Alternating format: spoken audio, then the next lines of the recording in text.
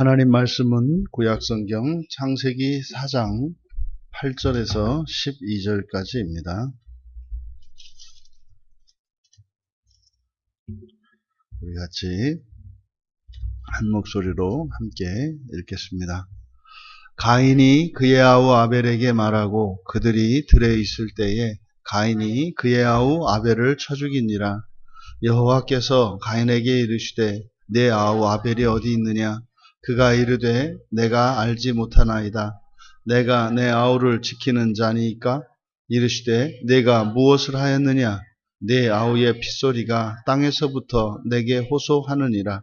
땅이 그 입을 벌려 내 손에서부터 내 아우의 피를 받았은즉 내가 땅에서 저주를 받으리니 내가 밭을 갈아도 땅이 다시는 그 효력을 내게 주지 아니할 것이요 너는 땅에서 피하며 유리하는 자가 되리라. 아멘. 끝없는 방랑자 가인이라는 제목으로 설교하려고 합니다. 끝없는 방랑자 가인. 가인이 그의 아우 아벨에게 말했고 그들이 들에 있을 때 가인이 그의 아우 아벨을 쳐 죽였다.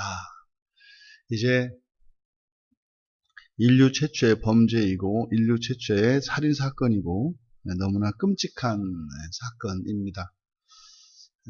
우리가 항상 성경을 볼 때 주의해야 할 것은 우리와 상관이 없는 마치 이렇게 신문에 난 기사를 대하듯 해서는 안 됩니다. 신문에 나는 기사는 나와 상관이 없죠. 대부분 신문에 있는 이런 매체에서 우리에게 들려주는 이야기들은 거의 대부분은 나와 상관이 없는 이야기들입니다. 그런데 마치 그것을 나와 상관이 있는 것처럼 착각을 하게 해서 우리의 삶을 통제하고 우리의 의식을 통제합니다. 그래서 여러분들이 항상 이 대중매체에 대한 그 폐해와 그 대중매체에서 주는 이런 소식들에 대한 객관적인 판단력을 잃어버리고 그것을 듣게 되면 여러분들이 누군가에 의해서 무엇인가에 의해서 나도 모르는 사이에 통제당하게 된다는 사실을 잊으셔서는 안 됩니다. 그런데 성경은 그렇지 않습니다. 성경은 나의 이야기라고 하는 사실을 잊지 마셔야 돼요. 그러니까 이게 이제 바뀌어서 항상 이 바뀌는 게 문제입니다. 나의 이야기를 말하고 있는 성경은 마치 남의 이야기인 듯 받아들이고 또 자기와는 뭐 남의 이야기더라도 관련이 있을 수가 있는데 절대로 나와는 상관이 없는 것처럼 이제 성경을 이렇게 제3자적 관점에서 보기 때문에 성경의 그 유익을 얻지 못하는 거죠. 이것은 마치 우리가 좋은 음식을 먹고 그냥 설사해서 다 내뱉는 그런 것 같은 겁니다. 너무나 안타까운 일이죠. 지금 여기서 가인이 그의 형제 아벨을 쳐 죽인 사건, 이것은 오늘도 우리들의 시대에 우리들의 삶 속에 여전히 반복되고 있다는 사실을 우리가 늘 염두에 둬야 합니다. 근데 지금 본문의 사건은 먼저 가인이 그의 형제 아벨에게 말했다. 그리고 어떠한 사건이 발생했다. 그래서 1절에 있는 내용은 가인이 그의 형제 아벨에게 말한 것과 그 말한 그 사건으로 말한 그것으로 말미암아 어떤 사건이 발생했다. 이런 문장 구조를 가지고 있습니다. 그러면 가인이 아벨에게 한 말이 무엇인지 그리고 그 말한 결과가 무엇인지 이것을 우리가 먼저 정확하게 자리매김을 해야 되는 거죠.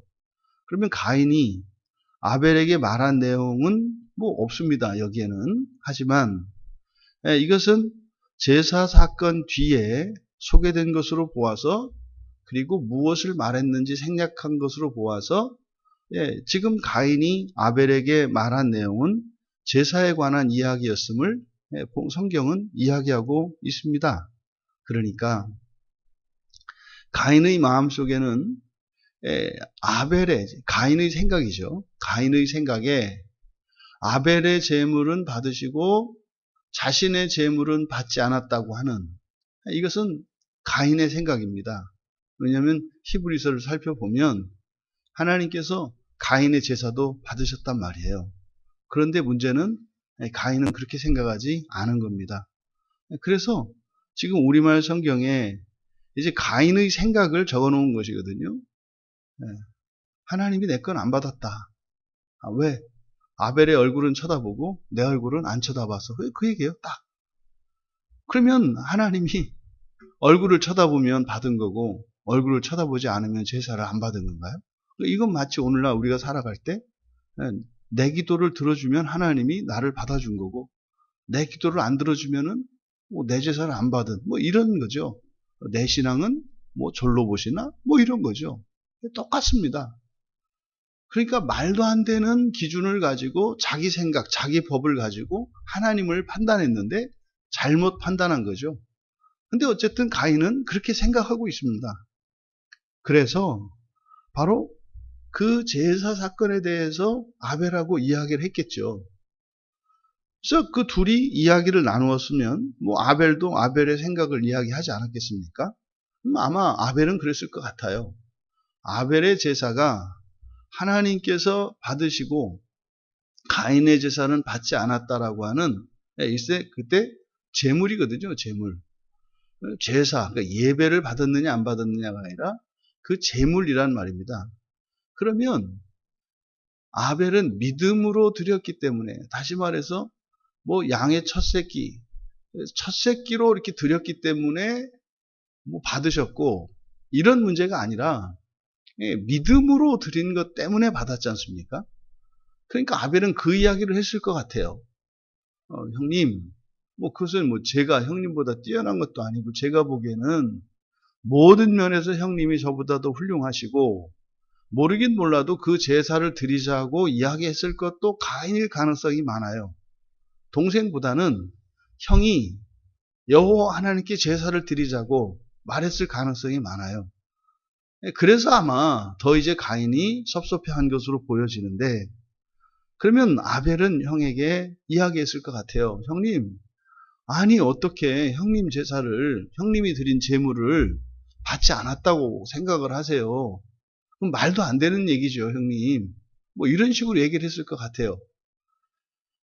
그럼 가인과 아벨이 대화를 할 때 분명히 가인은 가인의 입장에서, 아벨은 아벨의 입장에서 이야기를 했을 건데, 양치는 자였던 아벨과 농사하는 자였던 가인, 이 두 사람은 그들의 생활 습관이 그리고 생활의 법이 달라요.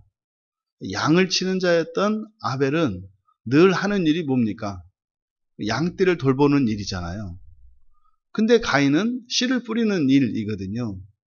근데 사실상 이 땅에 씨를 뿌리는 그 일은 아버지 아담과 하와로 인해서 땅이 저주를 받았기 때문에 땅에서 그 결실을, 열매를 맺는다고 하는 것은 이게 보통 고된 일이 아닙니다. 그러니까 목축에 비해서 농사 짓는 일이 훨씬 어렵습니다. 그 이유는 무엇이냐면 저주받은 땅을 상대로 결실을 해야 되기 때문에 그렇죠. 그러니까 땅을 가는 일 자체가 고통이 뒤따른다고요. 그러면 이 가인이 가지고 있는 이 법, 이것은요 사실상 행위의 법이에요. 내가 무엇을 했느냐, 이게 중요하다 이 말이죠. 그러면요 땅을 갈며 살았던 이 가인의 마음속에는 만족이 있을 수가 없습니다. 왜냐하면 오늘날 우리들이 보아도 알겠습니다만은 실제로 씨 뿌리고 열심히 밭을 갈고 하는 이런 일들이 꼭 그 결과가 노력한 만큼 나오냐면 그렇지 않다고요. 그렇기 때문에 일을 하기보다는 안 하기가 쉽습니다. 왜냐하면 일을 해서 반드시 어떤 대가를 얻는다면 일을 하기가 쉽죠. 근데 일을 해도 안 되는 경우들이 있게 되면 이 사람의 속성상 안 하는 게 더 낫다 이 말이에요. 그래서 해서 망할 가능성이 있으면 그래도 하는 사람이 있겠습니다만 일반적으로 사람들은 이 위험 요소가 있으면 그걸 피한다 이 말이죠. 그러면 어떤 일이 일어나요? 그것을 그래도 해야 되지 않습니까? 그래서 그런 곳에는 행위의 법이 주도하게 돼 있어요. 반드시 그냥 하면 반드시 돼요. 거기에는 하라고 할 필요가 없어요. 그냥 합니다. 근데 해도 안 되는 경우가 있어요. 근데 해야 돼요. 그럴 때는 어떻게 해요? 거기에 행위의 법이 만든다고요. 여러분 보세요. 그 어린 학생들이 학원에 열심히 다닌다고 그래서 뭐 이렇게 다 원하는 대로 되고 그럽니까? 안 그래요. 그 통계를 보면 뭐 학원에 열심히 다녀가지고 그게 웬만큼 되는 애들이 5%래요.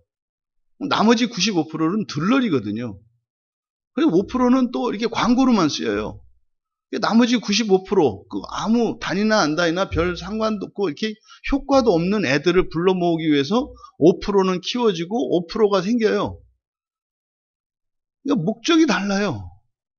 그러니까 이렇게 해도 안 될 수 있는 가능성이 많은 경우에 만들어지는 법이 어떤 법이에요?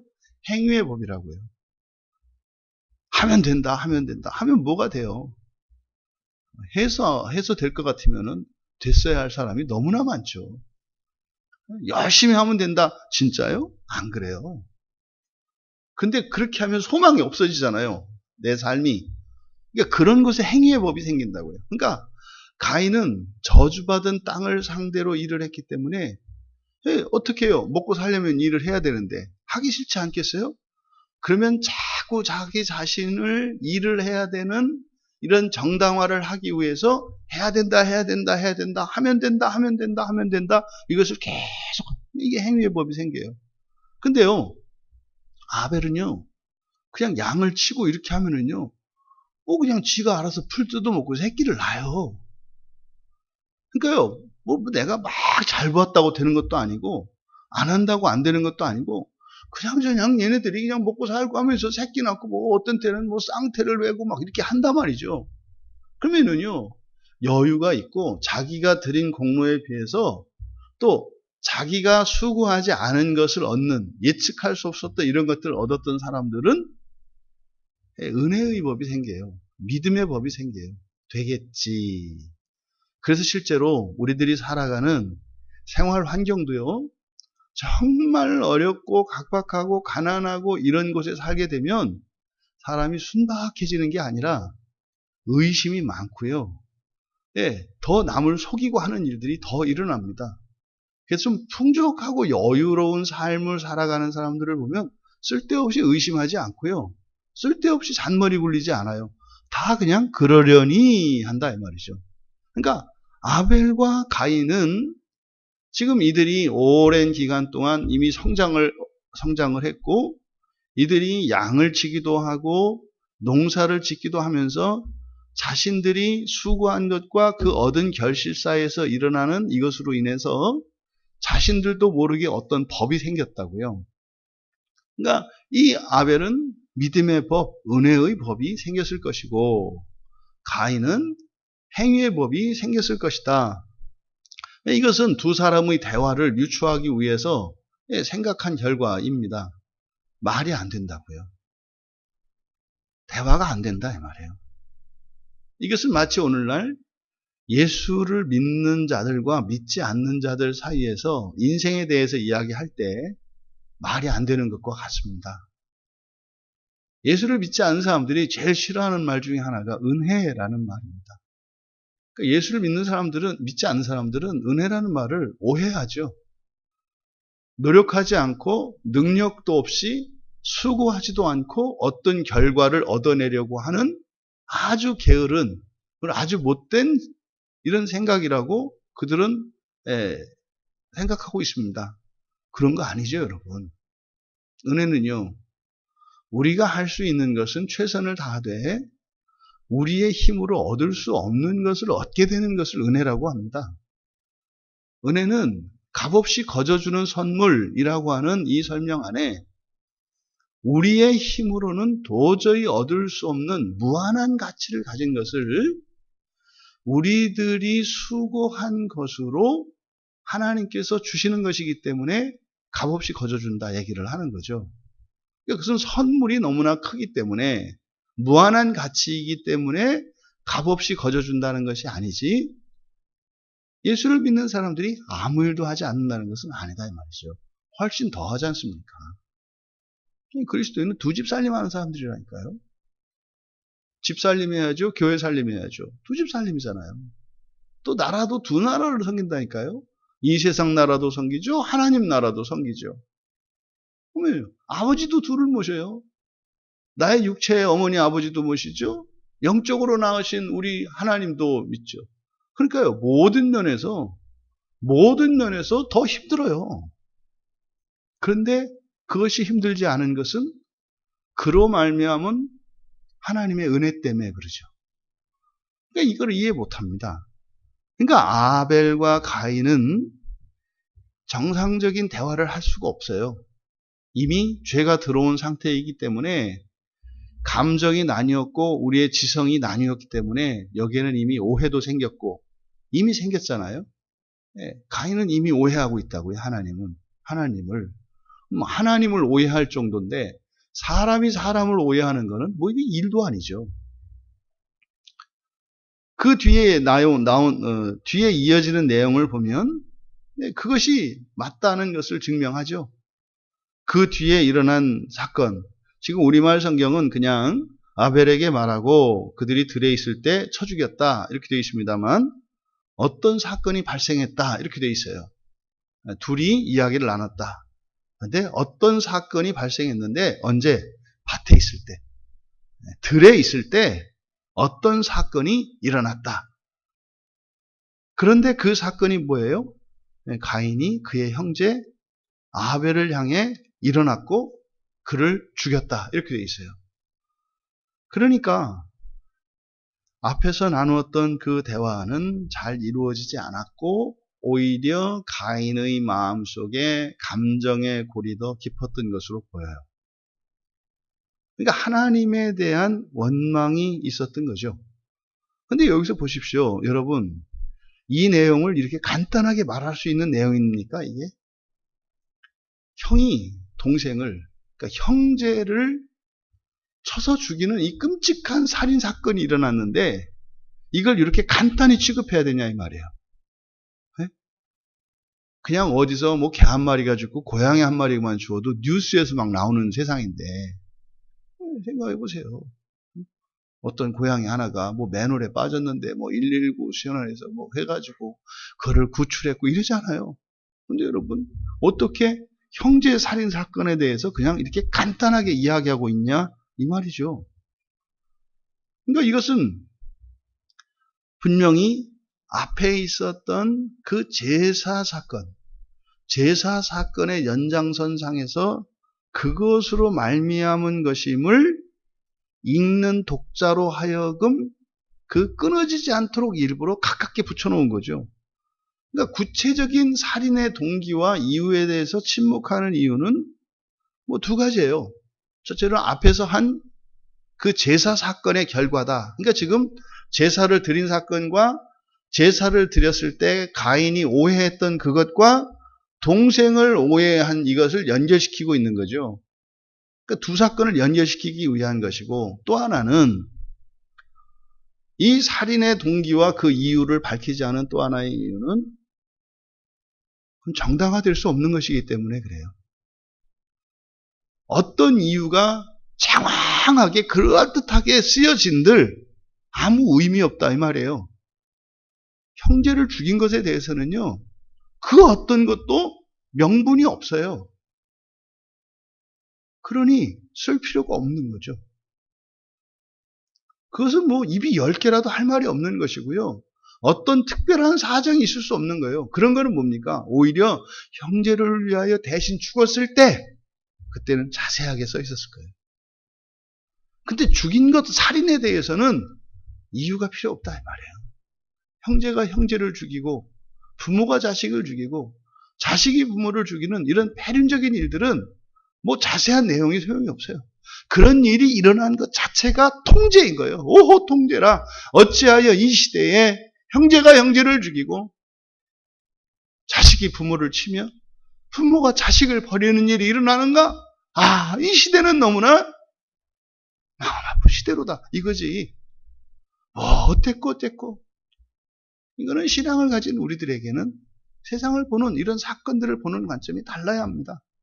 세상 사람들은요, 나와 상관이 없는 얘기니까 그 안에 무슨 이야기가 있는지 그거에 관심이 있어요. 여러분, 그거 알면 뭐하게. 이 시대가 그런 시대구나. 지금 여기에서 의도적으로 모세는 그 동기를, 그 이유에 대해서 침묵하고 있다. 하지만 우리는 알 수 있어요. 이것이 하나님과 관련된 신앙 문제, 넓게는 종교 문제라는 것을 알 수 있어요. 제사를 드리는 하나님과의 관계성 속에서 이 제사의 문제를 통해서 제사의 문제를 가지고 그것이 동기가 됐다는 것이고, 그리고 죽였다는 것, 이것을 우리는 알 수 있습니다. 가인이 동생을 죽이고 난 뒤에 여호와께서 찾아오셨습니다. 내 동생, 내 형제. 여기서는 뭐 아우라고 되어 있습니다만, 뭐 아우가 형을 죽이든 형이 아우를 죽이든 그게 의미 없죠. 원문에서는 그냥 형제입니다. 형제. 형이냐 아우냐, 이것은 우리들 인간 사고고, 인간의 사고로는 형과 아우 사이에는 분명히 차별이 있으니까. 근데 성경은 구별하지 않아요. 그냥 형제입니다. 형제. 똑같죠. 형제. 둘 다 뭐예요? 같은 부모를 두고 있는 자들이죠. 그러니까 내 형제 아벨이 어딨냐? 가인은 부인합니다. 나는 모릅니다. 그리고 제가 형제를 지키는 자입니까? 버럭하고 화를 냅니다. 여러분, 이 가인은 어떤 자입니까? 동생을, 형제를 죽인 자이고, 그리고 변명하고 부인하는 자입니다. 거짓말하는 자입니다. 그에 대해서 여호와께서 말씀하십니다. 내가 무엇을 했느냐? 내 형제의 핏소리가 땅에서부터 내게 호소한다. 이게 지금 가인의 거짓말, 가인의 거짓을 돌이킬 수 있도록 하나님께서 기회를 주시는 거죠. 하나님이 되물으실 때는 그를 벌하려는 것이 아니라 용서하시려고 하는 것입니다. 죄를 깨우치고 용서하시고 새롭게 하시기 위해서 말씀하시는 겁니다. 성경에서, 설교에서 나의 죄를 지적하는 것 같고, 이렇게 내 가슴에 대못을 받는 것 같이, 이렇게 막 독설과 같이 하나님의 말씀이 들려질 때, 그것은 나를 정죄하기 위함이 아니라 나를 살리기 위함입니다. 돌이키지 않으면 죽을 때입니다. 돌이키지 않으면 위험한 때입니다. 그때 하나님께서는 이런 방식으로 직접 물으십니다. 너 도대체 무엇을 했느냐? 너 도대체 무엇을 했느냐? 근데 여기서 형제의 핏소리가 땅에서부터 내게 호소한다. 여러분, 이것이 그냥 지나칠 수 없는 가벼운 이야기가 아닙니다. 아벨은 죽었지 않습니까? 가인이 쳐서 죽였지 않습니까? 그런데 하나님께서 말씀하세요. 내 형제의 핏소리가 땅에서부터 내게 호소한다. 뭐 피가 말을 하겠습니까? 뭐 땅에서 말소리가 들리겠습니까? 그런데 하나님이 들으신다는 거예요. 여기서 호소하다라고 하는 차크는 막 소리치는 거거든요. 소리친다는 얘기예요. 그럼 하나님 귀에는 그게 들리나 봐요. 누구의 소리겠어요? 아벨의 소리겠죠. 여러분, 죽은 자가 말이 없어요. 그렇지 않죠? 죽은 자의 소리를 우리는 못 들어요. 그런데요, 하나님은 들으신대요. 하나님 들으신대요. 히브리서 11장 4절에서도 죽여버린, 가인이 죽인 그 형제 아벨이 여전히 살아서 말하고 있다고 말씀해요. 여러분, 죽은 사람이 뭐 묘제 가면 말하는 자가 있느냐? 사람 귀에 안 들릴 뿐이에요. 사람 귀에 안 들릴 뿐이에요. 여러분, 이게 누군가에게 해를 끼치고 그 사람의 생명을 끊어서 죽여버리면 끝날까요? 그렇지 않아요. 어떤 사람이 죄를 짓고 자기 목숨을 스스로 끊어버리면 그 죄가 사라질까요? 그렇지 않습니다.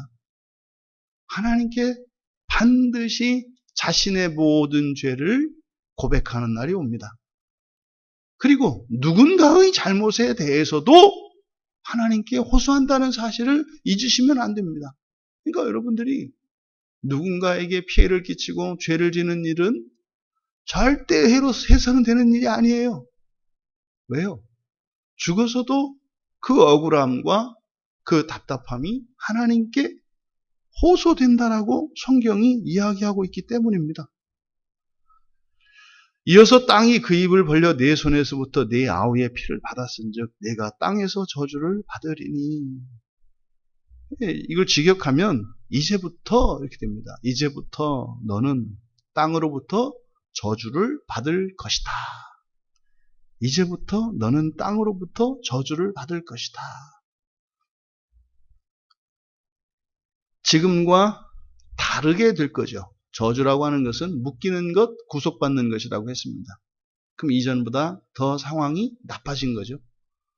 예전에는 땅만 저주를 받았었는데 이제 가인이 이 형제를 죽인 이 살인 사건으로 인해서 이제는 가인 자신이 저주를 받았습니다. 더 심해졌습니다. 그리고 그 땅을 설명할 때 이제부터 너는 땅으로부터 저주를 받을 것이다. 근데 그 땅은 어떤 땅이냐? 내 손으로부터 내 형제의 피를 취하려고 입을 벌린 땅. 여러분, 땅으로부터 저주를 받게 된 이유는 뭐였습니까? 죄 없는 피를 흘린 까닭이었습니다. 죄 없는 피를 흘린 까닭이었습니다. 그래서 가인과 그의 후손들은 땅으로부터 저주를 받았다는 사실, 그리고 피 흘린 범죄는 저주를 받게 한다는 일반적인 사실을 우리가 알 수 있습니다.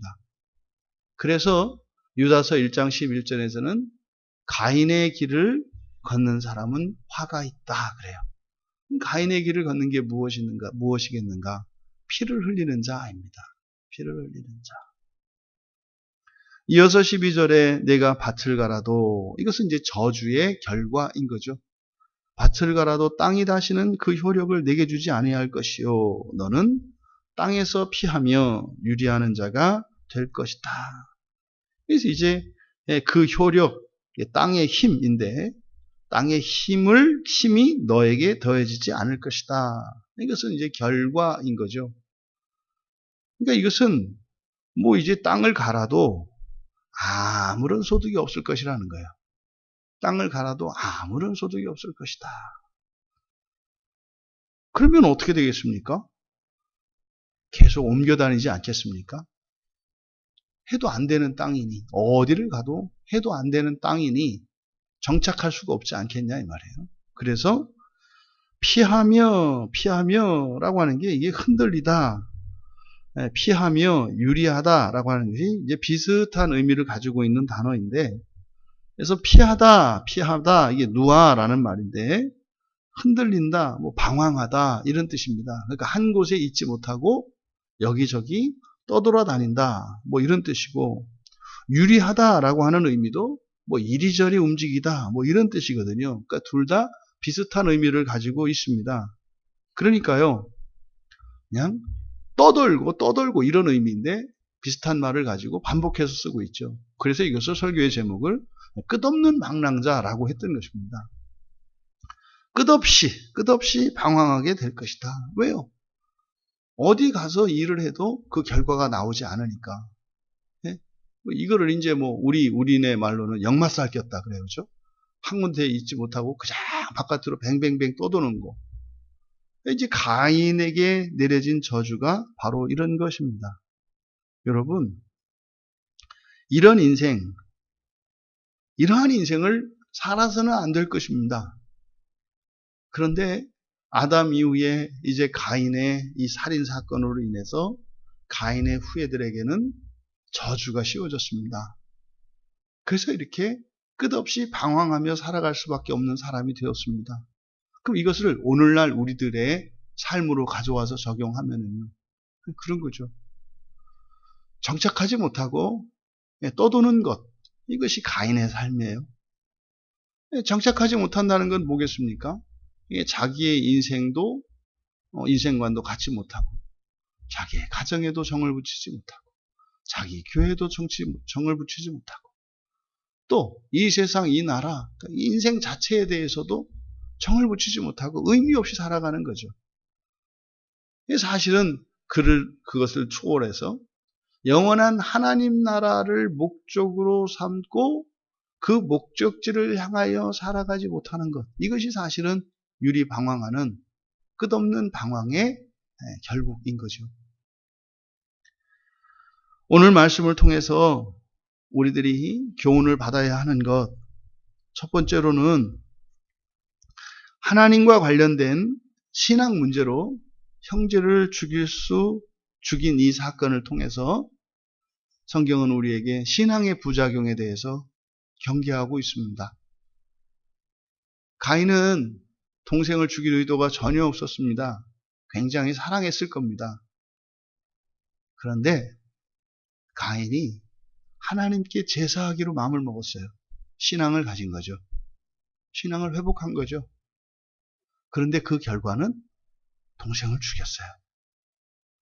동생을 죽일 마음이 없고 오히려 동생을 돌보았을 가인이 하나님을 생각하고 제사를 드린 사건으로 말미암아 동생을 죽이는 끔찍한 일이 일어났다 이 말이에요. 이 가인의 살인사건은 신앙의 부작용에 대해서 경계하고 있습니다. 잘못된 신앙은 가장 기본적인 이런 인륜마저도 해칠 수 있다고 하는 사실. 이것은 우리 한국 기독교 사회에서 얼마나 그것을 쓰라리게 경험했는지 몰라요. 지금도 그것을 경험하고 있죠. 온갖 이 신앙적인 문제로 인해서 그 가정 안에 이런 분란을 겪고 있습니다. 뭐 이단이냐 정통이냐는 그만두고 장로교냐 감리교냐에 따라서도 분란이 일어나고, 뭐 천주교냐 장로교냐에 따라서 또 분란이 일어나고, 왜 하나님을 믿고 예수를 믿는데 왜 이렇게 우리는 싸워야 될까요? 이것이 바로 가인 사건에서 이미 성경은 우리들에게 잘못된 신앙의 부작용은 가정의 불화다라고 하는 것을 교훈을 얻지 못했기 때문입니다. 무슨 말입니까? 가정의 불화는요, 신앙이 가정 불화의 명분이 될 수 없다는 뜻이에요. 절대로 우리들의 어떤 교리나 이런 신앙에 관한 성경의 해석에 관한 이것이 가정 불화의 명분이 될 수 없다는 사실, 이것을 우리가 기억해야 합니다. 그러면 왜 이런 일이 일어났을까? 하나님을 몰랐기 때문이죠. 오해했기 때문입니다. 그러면요, 바울 사도가 예수를 믿기 전에는요, 예수를 믿는 사람들을 죽였다고요. 그 사람들을 토벌하는 것을 자기 인생의 목표로 삼았던 사람이라고요. 그 이후에 예수를 만나고 나서 이 바울의 이제 생각이 정리가 되었고, 자신의 인생이, 그러니까 그 이전까지는 끝없이 방황하는 자였죠.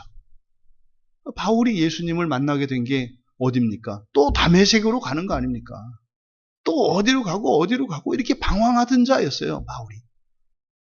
그랬던 자가 예수를 만나고 나니 이제는 주를 위하여, 그는 여전히 선교적 사명을 가지고 이리저리 떠돌았지만 더 이상은 방황하는 자가 아니었습니다.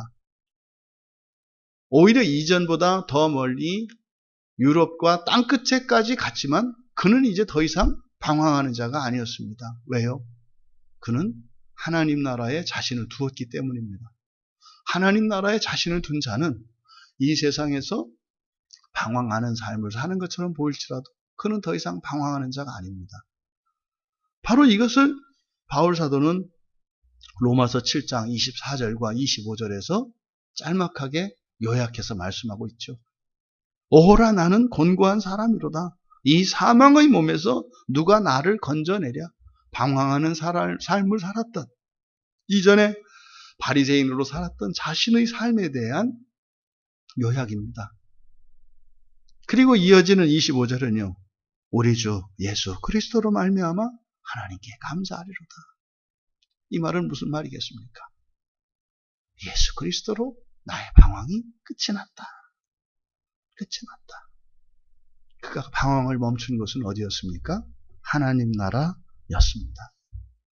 우리들의 신앙은 오직 예수 그리스도 안에 평화가 있다는 사실을 기억해야 합니다. 우리들의 신앙은 오직 예수 그리스도 안에 있습니다. 예수 그리스도 안에 있으면 안전합니다. 그런데 하나님을 아는 지식이 예수 그리스도에 이르지 않으면 끊임없이 불화하게 됩니다. 또 예수를 안다고 하면서도 불화한다면 예수를 벗어난 것입니다. 우리의 신앙은 오직 예수 그리스도 안에 있어야 하고 예수 그리스도가 모든 것임을 기억해야 합니다. 예수 그리스도를 모르거나 예수 그리스도를 벗어난다면 형제가 형제를 죽일 수도 있다고 하는 이 사실.